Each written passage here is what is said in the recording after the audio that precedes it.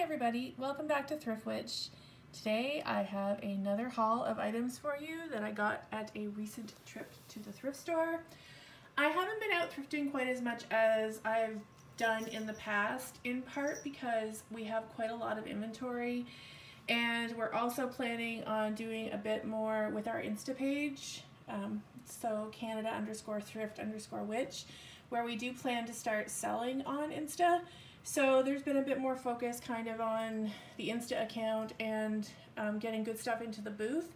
And so because we have quite a bit of inventory, just haven't needed to shop as much, which is hard because it's tempting when you can go out on like a Tuesday and find awesome things. So what I have here is just a selection of stuff I picked up the other day at my local thrift store. So let's get started. First of all, something I'm keeping, a little 1981 strawberry shortcake figurine made in Taiwan. I have some strawberry shortcake items. I feel very nostalgic for this chubby little strawberry shortcake. I don't like new skinny shortcake. I think that's ridiculous. What was wrong with freckle-faced chubby girl here? So she's sitting with her kitty cat, so that's a piece I'm hanging on to. This is a little piece of CP Canada pottery, kind of a peachy pinky color mini vase Canadian pottery, which I picked up for very little, so that. And this super cute single, unfortunately, shaker, definitely like Japan probably, it's not marked on the base. Cute little sort of anthropomorphic doggy with a pink bow and pink trim, just super cute, and I think I couldn't resist her. How could you resist that? Here we have a vintage Holland mold item. It looks like a wall pocket with this sort of Holly Hobby knockoff girl on it, but it actually sits and it doesn't have holes for hanging, so I think that would be more something you keep on your desk for pencils and pens and knickknacks and doodads.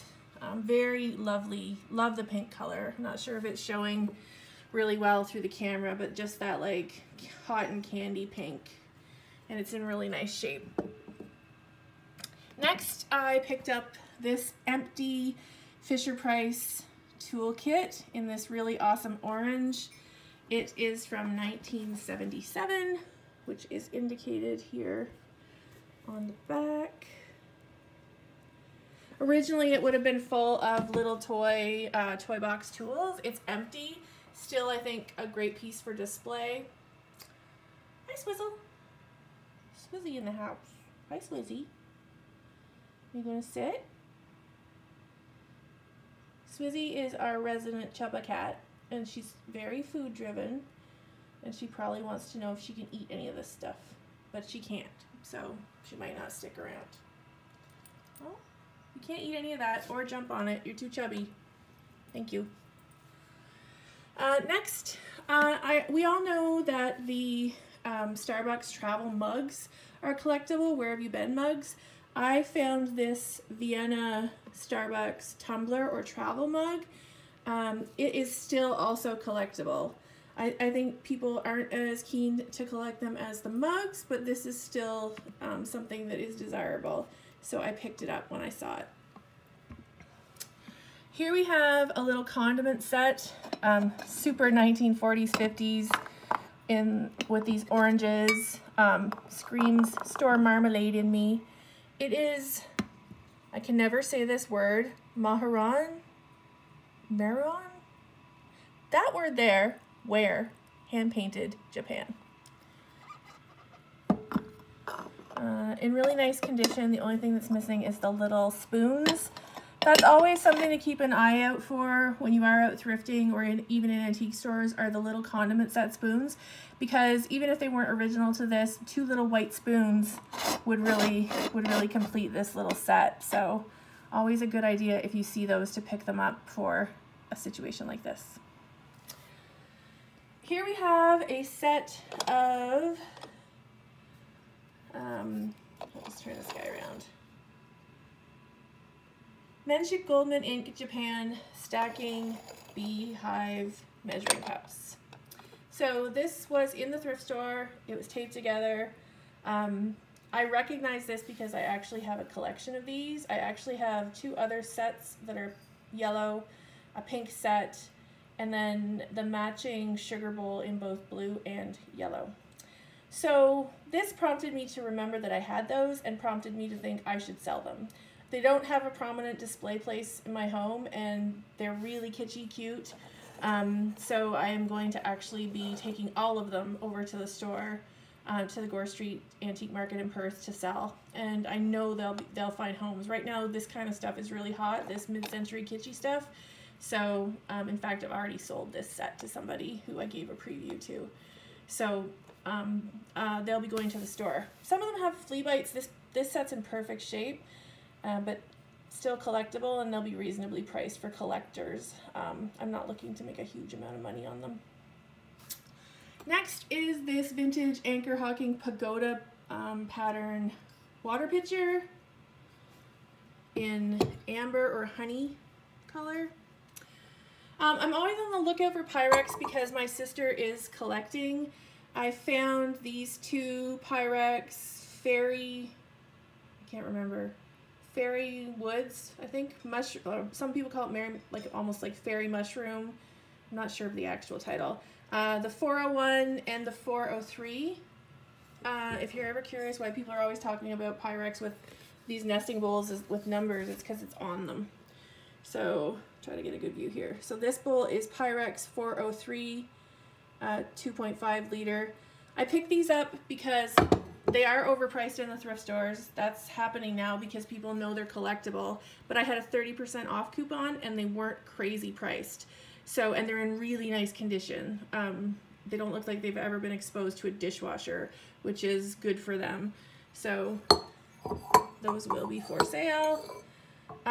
It's kind of a common pattern, I know that, but it's also kind of popular right now because it is very like 70s kitsch.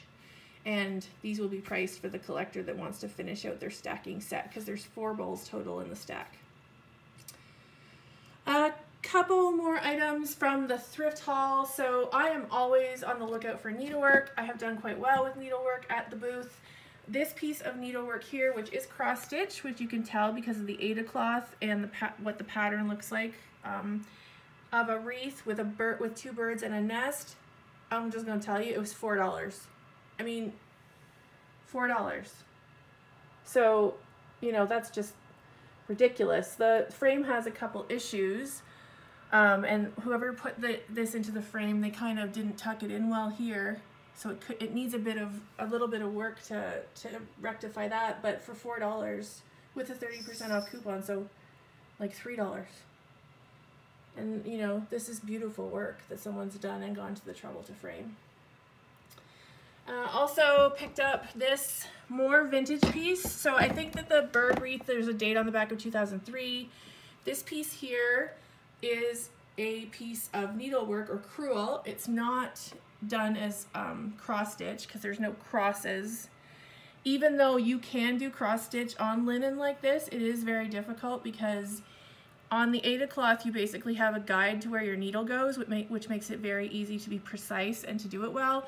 When you work on linen and cross stitch, it's not as easy. So this is crewel, I believe, work as opposed to cross stitch. And it's actually a 1927 Norman Rockwell painting called Tea Time. And the person who did this actually kept the little summary about Norman Rockwell from the Dimensions kit that they used to make it. So it was from a 1981's Dimensions needlework kit, and then they had it professionally framed. So again, this is a kind of a kitschy piece, you know, lady with the kitty on her lap and her husband, and they're having tea time. And you know, I think it was $5. It's kind of depressing, partly because I've done a lot of needlework and it makes me sad to think it's going to end up in the thrift store for $5. And then this piece is another piece framed under glass. It is cross stitched because you can see the Ada cloth, but it is also embellished with some ribbon work. You can see the ribbons for the roses and the other, well, I think mostly roses, but other flowers too. And it is a picture of flowers on a windowsill. Very nicely professionally framed. It was pretty dirty. I did have to clean it up. But again, I think it was $5. So hopefully someone will see that and think it would look really great on their wall and they'll pick it up. Like I said, I have been doing fairly well with needlework at the store. So that's everything I got at the thrift store. I have a few more items I want to share with you in this haul just to kind of get them in and get them labeled and moved to the market. So I have a couple Gilner pottery wall pockets. Gilner pottery is a California pottery. These are from the middle of the century. This is from 1950. I collect these, so I actually had an opportunity to buy 2 sets from a woman on Facebook Marketplace. She did tell me that both sets were perfect. However, when they arrived, unfortunately, this little guy's foot has been damaged. It might have gotten damaged in transit, but there was nothing in the box. So he still presents really well. I'm still going to sell him. For people who collect pixies or Gilner pottery, this is still a really desirable piece. I'm not going to mess with his foot. I'm not going to try to color it in or make it look like it's not damaged. I'm just going to sell him for a price that incorporates the fact that he's damaged. The next one, also Gilner, also 1950. This one is of a pixie sitting in a group of grapes. His damage is old. So he actually also had a broken foot, but it has many years ago, from the looks of it, been repaired and touched up. So he actually isn't obviously damaged. However, he's not perfect, so I will sell him with the price that incorporates the knowledge that he's damaged. Gilner pottery, basically once you've seen one and you start to get to know what these pixies look like, they're easy to spot even if they're not marked Gilner. Their faces are almost always very similar to these. And they're usually, their faces and hands are not painted, so the bisque or ceramic shines through. And so yeah, and also very common color combinations, red, this green color, also like yellows. So I currently have about 5 or 6 of these on hung up on a wall, and the other pair that I got from this woman I kept because they were perfect. But I'm gonna pass these guys on because a lot of people love pixies. Because like, I mean, come on, pixie. Then a few other things that I have here with me that I'm going to show you that I picked up actually at auction. I got a few of these Vogart kitchen decor, so they're embroidery patterns. So there's a few of them in here and then some loose patterns as well. I've gone through them to have a look at what's there and taken some pictures. But these are very, like, look at these anthropomorphic carrot and tomato patterns. Very mid-century, very 40s, 50s. So I picked these up, so they'll be for sale. Also picked up some other sewing items. So this little hat pincushion, some felt items for sewing that contain needles, little felt needle containers, a parrot, and a kitty. And an easy sewing instruction book, because if you're a 1940s, 50s girl, your whole ambition in life is how to sew. Ugh. The book's in good condition. I mean, we could burn it so we didn't have to remember this, but it is what it is. It's a product of its time. So inside it's in great shape too, and it has some typical patterns that you would learn to sew with. I guess that's a church. Some horsies. So you could cut them out and trace them on to what you were sewing, or you could actually like lay them over and sew through. You can do whatever you wanted with these. Apparently, whatever little girl had this book though had different ambitions because she never used it. Alright, so that's everything from this haul. Thanks for watching the channel. If you have any questions, if you see something here that you like, please do head over to Insta and follow us, Canada_Thrift_Witch. Like I said, we're going to start selling on the platform. Probably smaller items that are easy to ship.